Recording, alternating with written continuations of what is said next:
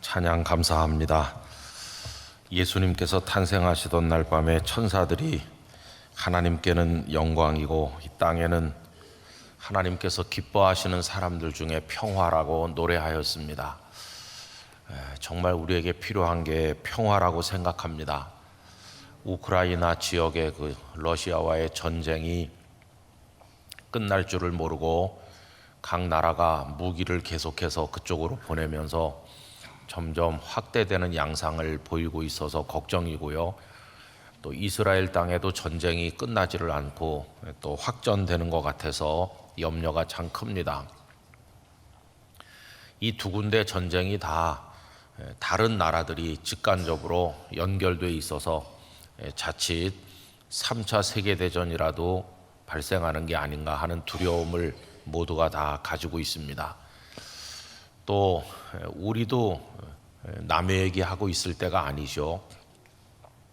남북 간의 긴장이 점점 고조되고 있고 또 가까운 곳에는 대만과 중국 사이의 긴장도 대단합니다. 그래서 오늘 찬양을 들으면서 정말 평화가 필요하다 하는 생각을 가지게 되는데 하나님께서 우리들을 긍휼히 여기셔서 하나님의 평화로 우리를 덮어주시기를 간절히 바랍니다. 오늘부터 이제 북한 선교 대회를 시작하는 건데 여러분 이 땅의 평화를 위해서 또 북한 땅의 평화를 위해서 복음 통일을 위해서 계속해서 열심히 기도드려 주시기를 바랍니다. 오늘 읽은 이 몇 절의 본문을 유심히 들여다보면 단어 하나가 눈길을 끄는 것을 발견하게 되는데요. 그것은 놀란다 하는 말입니다. 9절 말씀 끝에 보시면 사마리아 백성을 놀라게 하여 거기 한 번 나오죠. 또 11절에 가서 보시면 오랫동안 그 마술에 놀랐으므로 또 한 번 나오고 13절에도 보면 놀란다는 말이 나오죠. 표적과 큰 능력을 보고 놀라니라 이렇게 3번 나오고 있어요. 그런데 이 놀람의 그 차원이 다른 겁니다. 처음에 2번은 나쁜 놀람입니다. 마지막에 나오는 놀람은 성령께서 행하시는 일에 대한 놀람이죠. 그럼 처음에 그 나쁜 놀람은 어떻게 시작된 것인가? 9절 말씀을 보십시오. 그 성에 시몬이라 하는 사람이 전부터 있어 마술을 행하여 사마리아 백성을 놀라게 하며 자칭 큰 자라 하니 이렇게 되어 있죠. 여기 시몬이 어떤 사람인지를 잘 알지 못합니다. 여기 지금 배경은 사마리아거든요.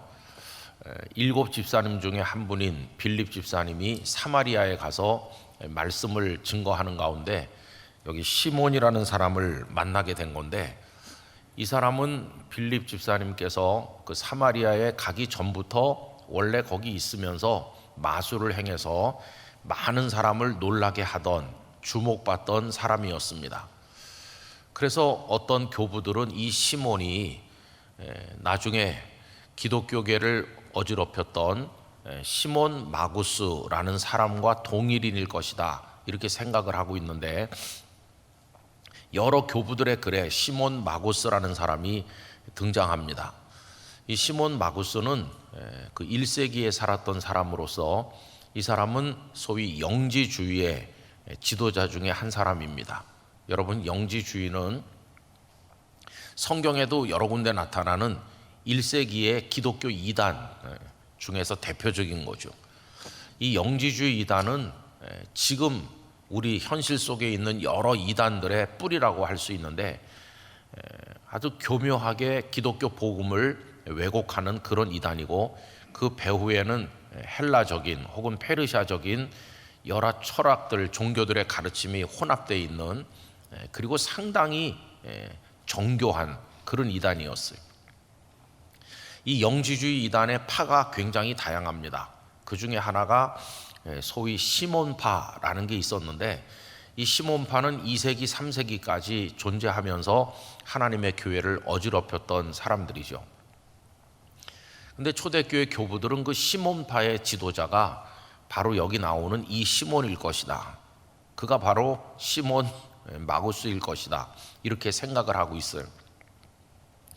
근데 여기 나오는 이 시몬이 그 교부들이 말씀하는 시몬 마구스와 동일인이라는 뚜렷한 증거는 없는데 아마 그런 심증이 이제 우리가 많이 가지게 되는 거죠. 왜 그러냐면 이 사람은 예수님의 복음을 증거한 사람이 아니고 방금 전에 우리가 구절에서 읽은 것처럼 마술을 행하는 사람이죠. 여러분, 여기 마술이라고 하는 게 정상적인 복음을 말하는 건 아니거든요. 그런데 하여튼 사람들의 마음을 현란하게 만들고 미혹해서 사람들로 하여금 거기 빠지게 만드는, 그게 이제 마술이었어요. 그러면서 그 구절 끝에 보면 자칭 큰 자라 하니, 여러분, 이단과 사이비의 특징 중에 하나는 자기가 자기를 크다고 하는 거예요. 다른 사람이 저분은 크신 분이다 이렇게 하는 게 아니고, 모든 이단들은 다 자기가 자기를 크다고 그래요. 근데 크다고 말하는 걸 어떤 식으로 말하느냐 하면 내가 구세주다, 내가 메시아다, 이렇게 자기를 추켜 세우는 거죠. 우리나라는 이단의 천국이 돼서 요새는 잘 모르겠습니다만은 전에 들으니까 우리 요 조그만 대한민국 땅에 자신을 메시아라고 말하는 이단이 50명도 더 있다고 그랬어요. 자칭 메시아가 참 많은 거죠. 다 스스로를 크다고 얘기해요. 자기 스스로를 이단 중에 다 메시아, 세상의 구주, 이런 식으로 말하는 거죠. 이 시몬, 이 사람의 주장이 그런 겁니다. 마술을 행해서 사람들을 현혹시키면서 자기가 크다. 그런데 문제는 뭐냐 하면 거기 따르는 사람들이 많다는 게 문제예요. 10절 보시면 낮은 사람부터 높은 사람까지 다 따르며 이르되 이 사람은 크다 일컫는 하나님의 능력이라 하더라. 미혹되는 데는 작은 사람부터 큰 자까지, 낮은 사람부터 높은 사람까지, 지식이 없는 사람부터 지식이 많은 사람까지 모두가 다 똑같아요. 여러분, 참 이단에 미혹되는 거 보면은 어이가 없을 때가 많이 있어요. 전에도 언젠가 말씀드린 적이 있었는데요. 제가 부산에 가서 목회를 시작한 지 얼마 안 됐는데 목회 경험도 없고 어떻게 대처해야 될지 아무것도 모를 때 부임해서 한 3년 됐을 겁니다. 근데 참 어려운 일을 만났어요. 집사님 가정에 아들이 있었는데 이 아들이 군대 가서 약간 정신적인 무슨 충격을 받아가지고 중간에 제대를 하고 돌아왔습니다. 그러니까 이제 군대에서 볼 때 정상적으로 만기 제대할 수 없다고 판단돼서 집으로 돌려보낸 거죠. 그래서 제대를 하고 왔다고 하면서 주일날 어머니 아버지와 함께 예배 시간에 왔는데 보니까 뭔가 이상이 있는 거예요. 예배가 진행되는 동안에 가만히 앉아있질 않고 갑자기 일어서던가 소리를 지르던가, 그래서 예배가 굉장히 방해를 받았어요. 그 다음부터 영적 싸움이 시작이 됐습니다. 제가 거의 매일 그 집에 가서 그 청년을 앉혀놓고 이제 기도를 하고 그랬어요. 예배를 드리고 기도를 하면 좀 잠잠해지고, 하루라도 이렇게 건너뛰면 또 집에서 또 이렇게 어려운 일을 하고 그랬어요. 그러니까 목회에 큰 지장을 받게 됐어요. 거의 매일 거기 매달려서 살아야 되는 그런 상황이 온 거죠. 그렇게 이제 한 두세 달 이상 지나면서 어려움을 겪었는데, 제가 외국에 가는 일이 있어서 한 달 이상 교회를 비우게 되었습니다. 그랬더니 그 어머니께서 태산같이 걱정을 하면서 목사님 매일 와서 기도해 줘가지고 견디는 건데 목사님이 안 계시면 어떡하죠? 그러면서 정신병원에 입원을 시키겠다고 그러시더라고요. 그런데 그 중간에 그게 생각대로 잘 안 된 것 같아요. 제가 외국에 갔다 오니까 정신병원에 간 게 아니고 어떤 이상한 여성의 집에 가 있다는 것을 알게 됐습니다. 그 여성이 문제인 여성이죠. 이 여성은 제가 목회하던 교회를 한 두세 달 나온 사람이에요. 이 사람이 어느 날 수요 예배 시간에 처음 왔어요. 근데 보니까 조금 이렇게 영적으로 정상이 아닌, 금방 느끼겠더라고요. 근데 열심히 나오는 거예요. 정상이 아닌데 열심히 나오는 거예요. 정상인 사람들은 열심히 안 오고. 근데 새벽 기도 하루도 안 빠지고 나오죠. 그 다음에 기도도 얼마나 열심히 하는지 몰라요. 정상인 성도들은 기도를 안 하고, 정상이 아닌 이 사람은 오랫동안 기도하고 크게 기도하고 그러는데, 이게 정말 어렵더라고요. 그러더니 얼마 후에는 남편도 같이 왔습니다. 남편이 택시 기사님이었던 걸로 기억하는데, 그리고 이분들은 오면 매 예배마다 헌금을 가져와요. 수요일 날도 헌금을 드리고, 무슨 금요 기도회 때도 헌금을 드리고, 일반적으로 그 시간에는 공적인 헌금이 없는 시간인데 하여튼 계속 헌금을 이렇게 드리는 거예요. 그래서 강단 위에다가 헌금을 올려놓으니까 또 이제 그 헌금을 재정부에다 이렇게 드리고 했어요. 근데 제가 이제 그 재정부 담당하시는 분에게 받아두긴 받아두시고 장부에다가 기록은 하지 마세요, 그렇게 했어요. 왜 그러냐 하면 정식으로 등록한 사람이 아니거든요. 아직 등록 교인이 아니에요. 그러면 왜 그걸 등록을 안 받았을까요? 제 마음속에 정상이 아니야, 이런 생각이 들었기 때문에 등록을 받지 않고 지켜보기로 한 거죠. 근데 어느 날 새벽인데 제가 깜짝 놀랐어요.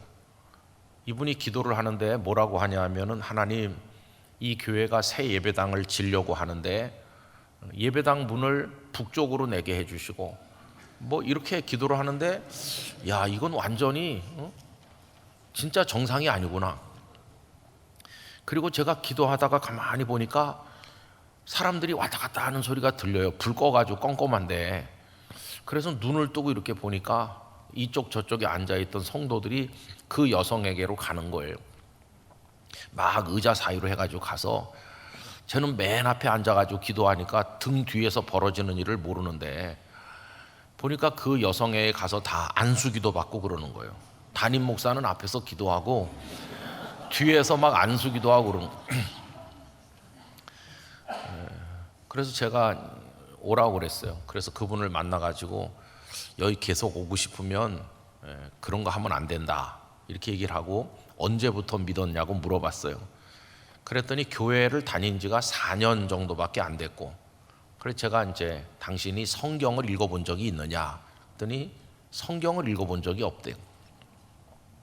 근데 어떻게 어디서 믿어가지고 여기까지 왔느냐 그랬더니, 제가 있던 영도 섬에 어느 다른 교회를 다녔던 사람인데 그 목사님이 나가라고 그래서 쫓겨난 사람이에요. 그래서 전국 8도를 돌아다녔는지 충청도 어느 기도원에 가서 있는데, 그 기도원 원장께서 하는 말이, 영도로 다시 돌아가세요. 거기 가면 내가 택한 사람이 목사가 있으니까 그 내가 택한 주의 종한테 가서 배우세요, 이런 계시 같은 얘기를 했다는 거예요. 그래서 영도에 와가지고 하나님이 택한 주의 종이라고 생각되는 사람이 저였던 거예요. 그래가지고 제가 목회하는 교회에 온 거예요. 그분이 그렇게 말하니까 기쁜 게 아니고, 왜 옆에 교회 목사님을 주의 종이라고 생각 안 하고 우리 교회로 왔나.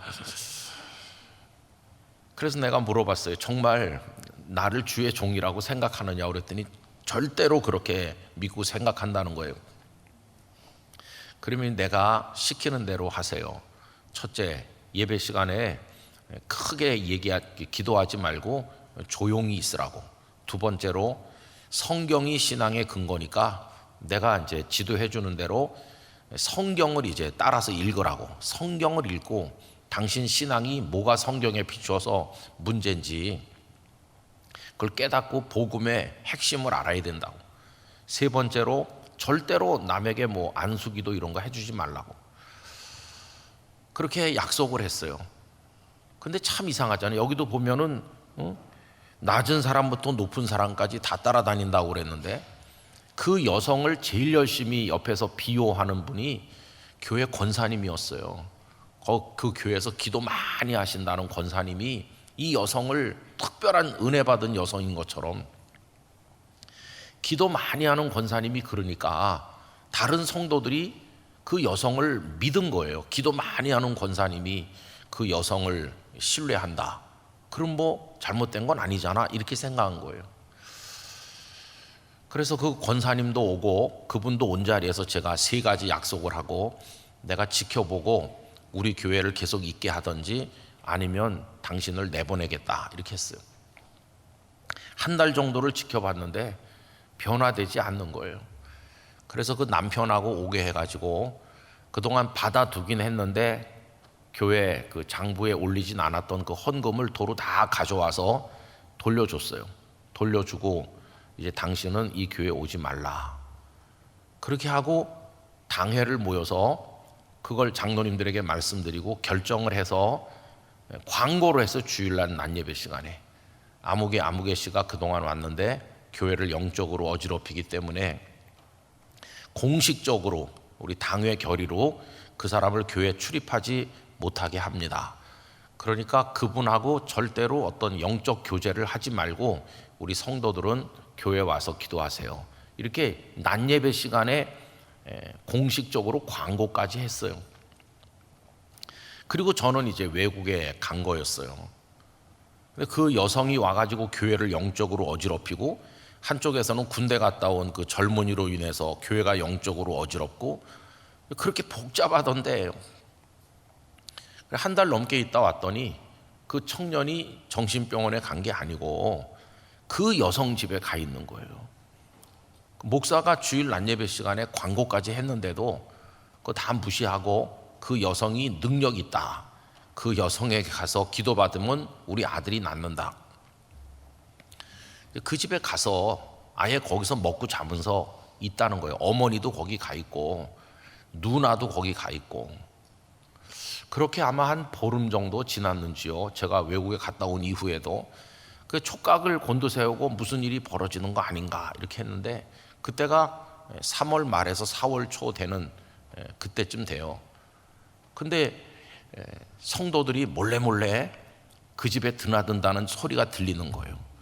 목사가 그렇게 광고까지 했는데도 새벽마다 안수받던 사람들은 여전히 평일날 그 여자 집에 은밀하게 드나들면서 가정재단도 쌓고, 그 여자가 교주처럼 된 거예요. 참 이상하죠.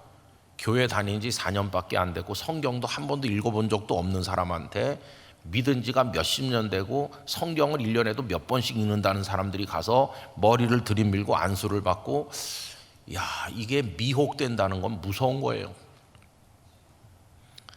그래서 이제 이 사람들을 어떻게 해야 되나? 그러면은 교회가 벌을 줘야 된다, 치리를 해야 된다. 근데 거기 중직자들도 몇 사람 들어있어요. 그래서 젊은 목사는 큰 부담을 느끼게 됐어요. 이거 해결 못하면 이 교회 무너진다. 그런데 이제 그 드나드는 사람들이 조용히 갔다 오는 게 아니고 갔다 와서는 또 사람들에게 얘기를 하는가 봐요. 정보가 돌고 돌아가지고 제 귀에 들어와요. 어떤 말이 들어오냐면, 가보니까 기도받던 청년이 방에서 나오질 않더라, 뭐 움직이질 않는다 그러더라, 그런 소리가 들리는 거예요. 그래서 이제 토요일 아침에 그런 소리를 수요일 날 들었거든요. 토요일 아침에 긴급 당회를 모여가지고 경찰에다가 그 집에 가봐달라고 요청했죠. 근데 경찰이 조금 있다가 전화가 왔어요. 가봤는데 아무 일도 없더라고. 그 아이 아버지가 나와서 우리 아들 잘 있다고 그래서 그냥 돌아왔습니다. 그래서 우리가 좀 뭐라고 했어요. 아니, 그 집 방 안에 들어가서 그 아이를 확인하고 와야지, 대문 바깥에서 아이 아버지 말만 듣고 오면 그건 잘못된 거니까 다시 좀 가서 그 아이를 직접 보고 와주세요. 근데 경찰이 알았다고 그러더니 그다음에 소식이 없는 거예요. 1시간이 지나도 소식이 없고. 그래서 우리가 사방으로 경찰서에 뭐 이렇게 알아보니까 가서 그 아이를 보고는 이제 놀란 거죠. 이 아이가 죽은 거예요. 죽은 거. 그거를 알고는 이제 막 그 전투 경찰이 오고 그런 난리가 난 거죠. 왜 전투 경찰이 왔느냐 하면은 이제 이 아이의 시신을 끌어내야 되는데 그 가족들이 완강하게 반대한다는 거예요. 그 여성이 하는 말이 4월 30일에 부활한다고 그랬다. 그때가 3월 말에서 4월 초로 넘어갈 때인데 아직도 한 달이나 남았는데 4월 30일 날 부활할 거기 때문에 그냥 방 안에 놔둬야 된다는 거예요. 그리고는 아랫목에 불을 뜨끈뜨끈하게 떼니까 아랫목에 누워있는 시신이 다 녹아가지고 그게 끔찍하잖아요. 수요일 날 죽은 거예요, 수요일 날. 근데 그게 경찰이 간 게 토요일 날이고. 근데 미혹이 되면요, 사리 분별이 안 돼요. 그 청년 누나도 멀쩡하게 대학 다 졸업한 인텔리 청년인데도 죽은 동생 옆에 같이 자면서 거기서 라면도 끓여 먹고, 아니 사람이 죽었는지 살았는지도 모르는 거예요. 그래서 전투경찰이 와가지고 검사가 와서 현장을 지휘하고 이래서 국과수에 보내가지고 사인을 분석하고 뭐 신문에 나고 대단했어요. 저는 그때 참 이 가슴을 쓸어내렸습니다. 만약에 그 여자를, 그 남편을 교회 교인으로 등록을 시키고 있었으면은 교인이 교인을 죽인 게 되는 거예요. 교인이 교인을 죽인. 근데 내보내고 공식적으로 예배 시간에 광고하고 당회록에도 우리 교회 출입 못하게 한다 이렇게 있고, 목사가 거기 가지 말라고까지 다 광고를 했기 때문에 교회와는 무관한 그런 일이 된 거예요. 교회가 무너질 수도 있었는데 하나님께서 교회는 보호하신 거예요.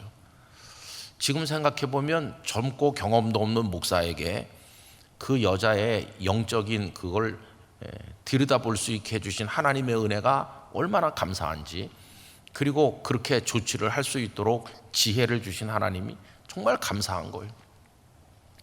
그러면 거기 몰래 다닌 사람들을 어떻게 할까? 그래서 우리 또 당회를 열어가지고 한 20명이 드나들었는데 그 중에 주동을 했던 몇 사람을 우리가 7위라는 걸 했어요. 7위. 그래서 권사 뭐 이런 직분을 다 정지시키고 성찬에 참석도 못하게 하고 그렇게 했어요.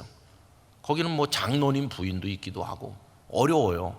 근데 그걸 결의하는데 그 남편 장로님도 당회에 들어와 있잖아요. 근데 남편 장로님도 내 아내는 7위 받아야 됩니다. 다 찬성했어요. 그리고 7위 하는 날 그 사람들이 거부하면서 교회를 안 오면 참 우스워지는 건데 한 명도 안 빼고 다 와서 앞자리에 다 앉아 있었어요. 그래서 교회는 질서도 세우고 이렇게 했어요.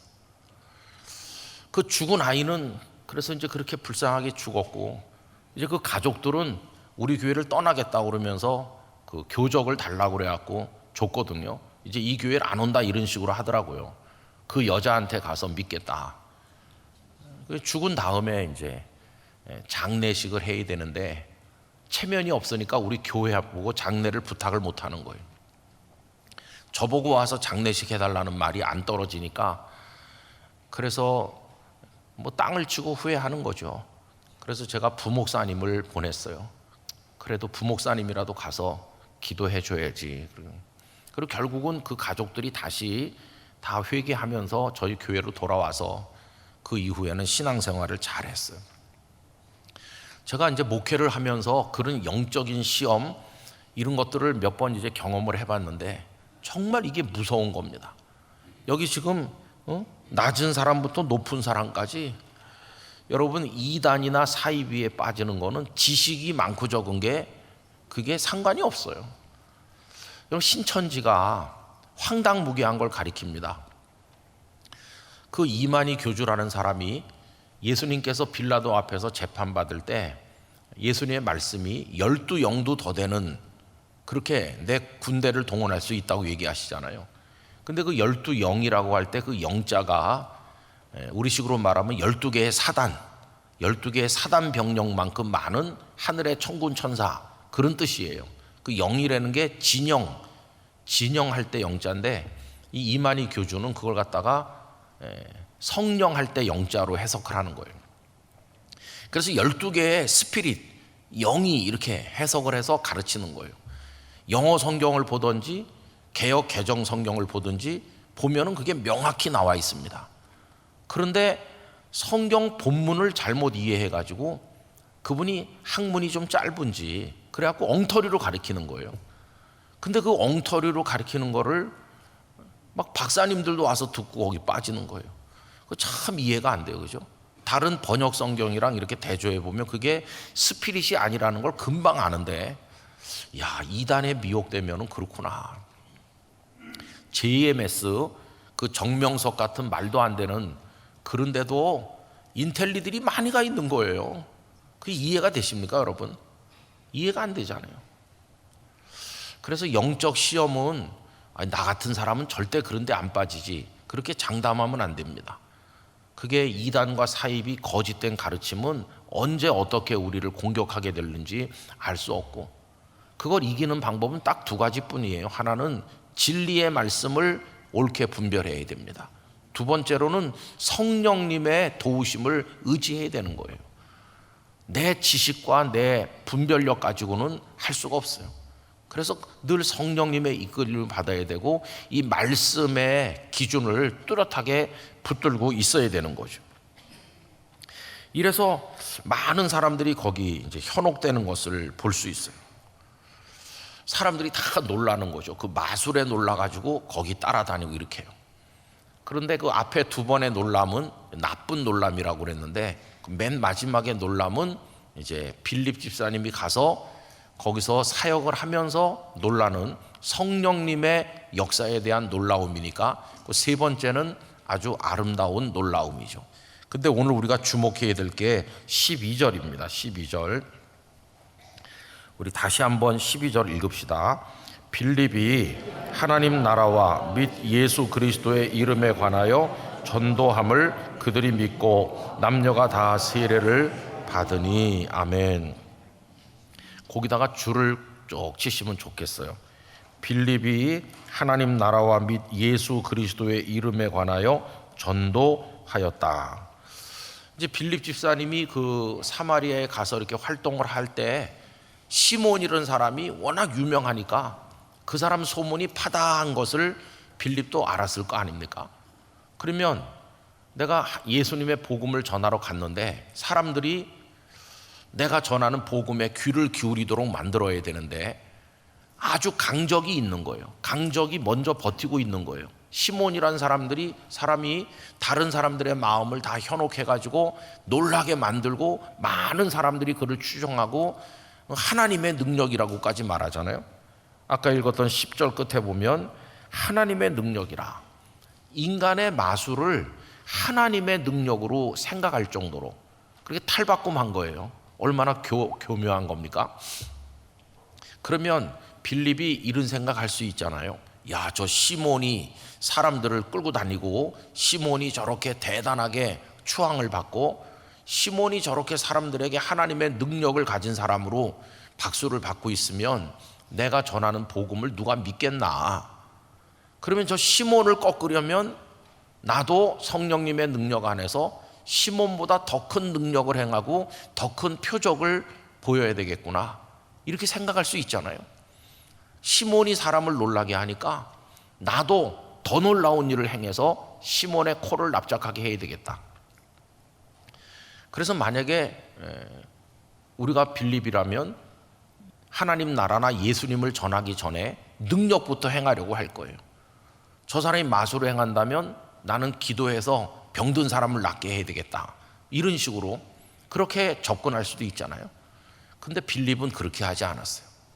빌립은 저 시몬이 마술을 행해서 사람들을 놀랍게 하든지 말든지 전혀 거기 신경 쓰지 않고 자신의 본질에만 충실했어요. 그 본질이 12절에 읽은 거 그겁니다. 빌립이 거기 가신 이유가 능력을 행해서 사람을 놀라게 하는 게 목적입니까? 아닙니다. 예수님의 복음을 믿어서 구원받게 하려는 게 목적이에요. 그러니까 빌립은 사람들을 놀라게 하는 표적을 행하거나 능력을 행하는 데는 관심을 두지 않고 하나님의 나라 복음을 전도하면서 예수님의 말씀을 전하는 데 집중했어요. 그래서 12절을 다시 제가 읽어보면 빌립이 하나님 나라와 및 예수 그리스도의 이름에 관하여 전도했고, 그랬더니 사마리아 사람들이 믿고 남녀가 다 세례를 받으니. 여러분, 여기 믿고라고 하는 게 중요한 거죠.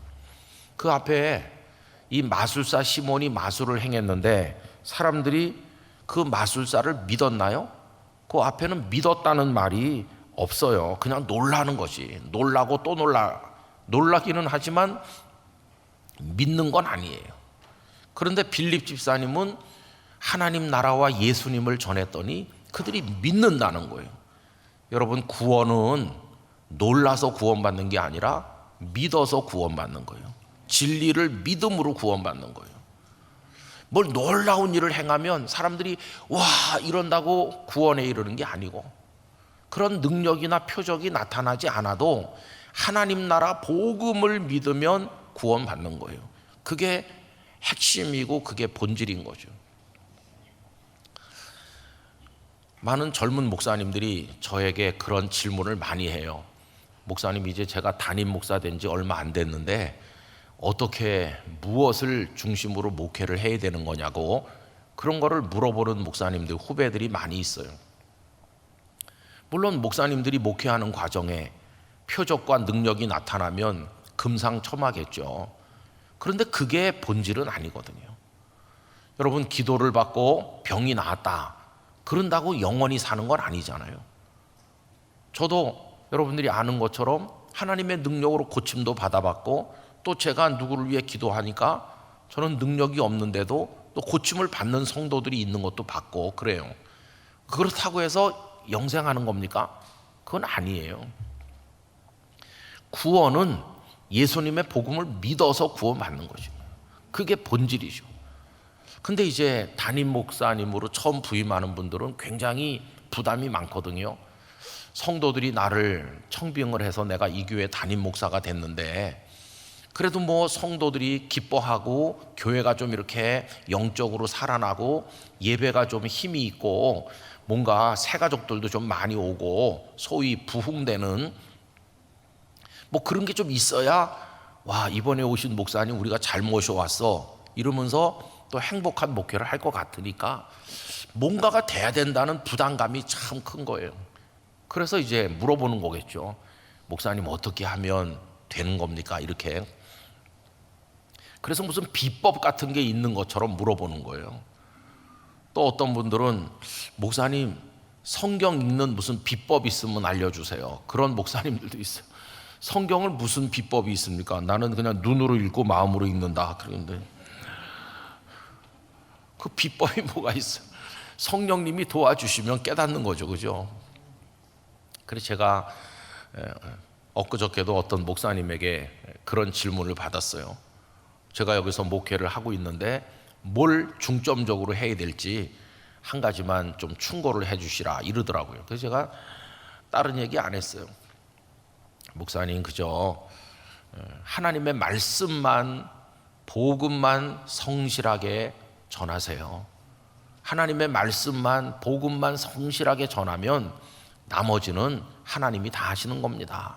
말씀은 생명이 있습니다. 말씀. 우리 목사부터가 하나님의 말씀이 살아있는 말씀이라는 거, 구원의 능력인 말씀이라는 걸 믿어야 돼요.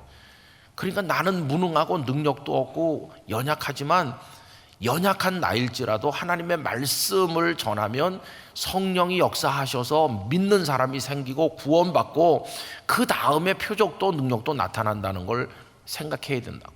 말씀을 전하는 데만 전력하라고 이제 그런 말씀을 그분에게 또 드렸어요. 여러분, 빌립 집사님이 표적과 능력을 먼저 행하려고 한 게 아니에요. 빌립 집사님이 먼저 힘쓴 것은 하나님 나라와 예수 그리스도를 전하는 거예요.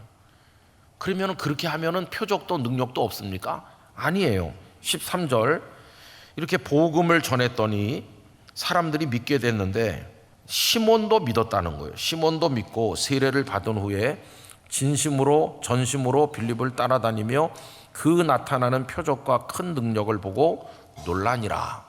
그러니까 빌립 집사님이 표적과 능력에다 목적을 두지 않고 말씀을 전했는데도 표적도 필요하면 나타나고 능력도 필요하면 하나님이 주시는 거예요. 그러니까 핵심은 복음 말씀에 있다. 핵심은 복음 말씀에 있는 거예요. 여러분, 우리 영락교회가 하나님의 복음 말씀에 근거하기를 원합니다. 우리가 한평생을 살다가 맨 마지막에 부르심을 받을 때가 오잖아요. 그때 뭘로 구원받는 겁니까? 우리가 숨을 거두게 되고 천국으로 입성하게 되는 그 순간이 됐을 때 얼마나 무슨 병 낫는 기적, 무슨 기적을 많이 경험했느냐, 그걸로 구원받는 게 아니에요. 단 한 번도 그런 표적을 본 적도 없고 그런 능력을 경험해 보지 못했어도 예수님을 구주로 믿으면 구원받는 거예요. 그게 본질인 것이죠. 지난번에도 한번 말씀드렸는데 요 몇 달 전부터 자꾸 제 마음속에 이런 생각이 들어요. 오늘 주일 예배 온 성도들 중에서 오늘 듣고 가는 설교가 생애 마지막 설교인 사람도 있을 수가 있다. 그런 생각을 자꾸 주시는 거예요. 저에게 주시는 영적인 큰 부담감입니다. 오늘 설교 듣고 가는 그분에게 그게 평생 듣는 설교 중에 마지막 설교인 사람도 있으니까 쓸데없는 얘기, 변두리 얘기, 세상 돌아가는 그런 얘기, 신변 잡기, 그런 걸로 설교 시간에 얘기하지 말고 말씀의 본질을 전해야 된다. 그래서 그게 마지막 설교를 듣는다 할지라도 그 말씀으로 구원받을 수 있을 만한 그런 설교를 해야 된다. 그런 게 제 마음속에 많이 오는 거예요. 그러면서 또 조금 더 얘기해 보면 설교하는 너도 그렇다. 네가 하는 그 설교가 너 평생 하는 설교 중에 너의 마지막 설교일 수도 있는 거니까 쓸데없는 그런 얘기는 다 빼고 성경 말씀 본질만 이야기해야 된다. 그래서 복음의 핵심을 이야기하는 게 제일 중요해요. 저는 믿습니다. 어떤 목회자든지 어떤 교회든지 어떤 성도든지 여기 나와 있는 거 하나님 나라, 썩어질 세상 나라가 아니라 영원한 하나님 나라, 그 하나님 나라를 세워나가는 예수 그리스도의 복음, 그거 믿으면은 개인도 구원받고 그 사람의 목회도 건강한 목회가 되고 교회도 부흥하는 튼튼한 교회가 될 거라고 믿습니다. 그게 핵심인 것이죠. 근데 사람들은 거기 별로 관심이 없는 것 같아요. 뭐 어디서 무슨 굉장한 일이 일어났다 그러면 거기에 다 이렇게 미혹되는 거예요. 미혹돼서 낮은 자부터 높은 자까지 다 따라다니는 거예요. 여러분, 지금은 없어졌지만 한때 무슨 기도원이라는 데가 있었어요. 모 기도원, 여자 원장이 있는 기도원에 얼마나 전국적으로 열풍이 불었는지. 저는 부산에 있었는데도요, 관광버스 대절해가지고 막 몇 대씩 그 기도원에 갔다 오는 사람들이 있었어요. 갔다 오면 의리가 있어서 그냥 안 오고 뭘 갖다가 저한테 주기도 했어요. 목사님, 이게 그 기도원에서 기로온 물인데 이걸 바르면 피부병도 낫고 이걸 마시면 속병도 낫고, 그러면서 막 드럼통에다가 물을 길어와가지고 이게 그 기도원의 영험한 물이라고 그러면서, 그래서 제가 정말 그런가? 그런 생각을 했어요. 제가 목회하는 교회 성도들도 많이 갔다 오고 그랬어요. 그럼 뭐 이상한 소리들이 많이 들리고 대단하다고 그러더라고요. 근데 여러분, 지금 뭐 없어졌어요. 다 오갈 데 없이 없어졌어요. 거기 말씀이 없잖아요. 말씀. 그러나 하나님의 복음 말씀을 건강하게 전하는 교회는 주님 오시는 그날까지 그 복음으로 살아남아 있는 것이에요. 복음으로. 한때 대단했던 이단들도 많지만 왜 다 사라지는가? 진리를 전하지 않으니까 다 사라지는 것이. 여러분, 우리 영락교회가 예수님 오시는 그날까지 진리의 기둥과 터가 되기를 간절히 원합니다.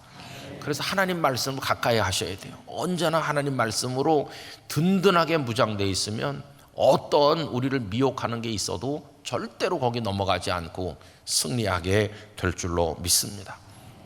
그때 하나님은 필요한 자에게 인간의 힘으로서가 아니라 성령을 통한 표적과 능력을 보여주시는 거예요. 그때는 우리가 정말 감격하고 하나님을 찬송하는 거예요. 여기 맨 끝절에 있는 놀라움은 그런 놀라움이죠. 믿음에서부터 나오는 진정한 하늘이 주시는 하나님으로부터 오는 놀라움이 요 끝절에 나오는 건데, 우리 그런 기쁨을 경험하게 되기를 간절히 바라는 것입니다. 이게 건강한 신앙생활이죠. 저는 이게 오늘 우리 한국교회에 그대로 있다고 생각해요. 유튜브 같은 데 보시면요, 뭐 놀랄 얘기들이 많이 있는데 오늘날도 시몬이 엄청나게 많다. 오늘날도 그 마술 행한다는 이야기가 다양한 형태로 포장돼 가지고 많은 사람들을 미혹하고 있고, 오늘날도 많은 사람들이 뭐 인터넷에서 뭘 보고 깜짝깜짝 놀라는 사람들이 많이 있는데, 그 속에서 소리도 없고 유명하지도 않지만 정말 하나님 나라와 예수 그리스도만을 조용히 전하는 진정한 주의 종들도 있는 거 아니겠어요? 그게 별 매력이 없는 것 같지만 생명은 거기 있는 것이고 구원의 역사는 바로 거기 있는 것이, 여러분 그걸 분별하는 영을 가지고 하나님의 뜻을 우리가 잘 깨달아 알게 되기를 간절히 기원합니다. 저는 북한 문제를 두고도 그래요. 여러분 보면은요, 북한이 오늘날 이렇다, 뭐 북한을 어떻게 해야 된다, 오만 사람들이 뭐 다양한 얘기를 하고 있어요. 군사적 측면에서, 정치적인 면에, 외교적으로, 뭐 또 어떤 뭐 이렇게 NGO 단체, 뭐 별별 얘기가 많아요. 너무 많은 정보들이 충돌하고 있는데, 저는 여기도 우리 북한 선교에 관한 것도 하나님의 때를 기다리면서, 하나님의 방법을 기다리면서 우리가 말씀으로 무장하고 끊임없이 기도하는 거, 이게 핵심이라고 생각합니다. 그렇게 할 때 하나님께서 하나님의 방법으로 복음 통일을 이루어 주실 날이 올 줄로 믿습니다. 그러면서 우리 영락교회가 든든히 서기를 간절히 기원합니다. 기도하겠습니다. 존귀하신 아버지 하나님, 마술사 시몬이 사마리아 모든 사람들을 작은 자부터 큰 자까지, 낮은 자부터 높은 자까지 다 미혹하면서 그들을 놀라게 하였습니다. 그러나 그것은 다 거짓이었습니다. 그러나 빌립은 거기에 현혹되지 아니하고 하나님의 나라와 예수 그리스도의 복음을 전도했고, 그들은 믿었고 구원을 얻게 되었습니다. 그 이후에 성령께서 표적과 능력을 주시니 참 놀라움이요 참 기쁨이 되었습니다. 주여, 저희들이 무엇이 중요한지 영적 분별력을 가지게 하시고 하나님의 복음에 붙들린 교회와 성도가 되게 하여 주옵소서. 예수님 이름으로 기도하옵나이다. 아멘.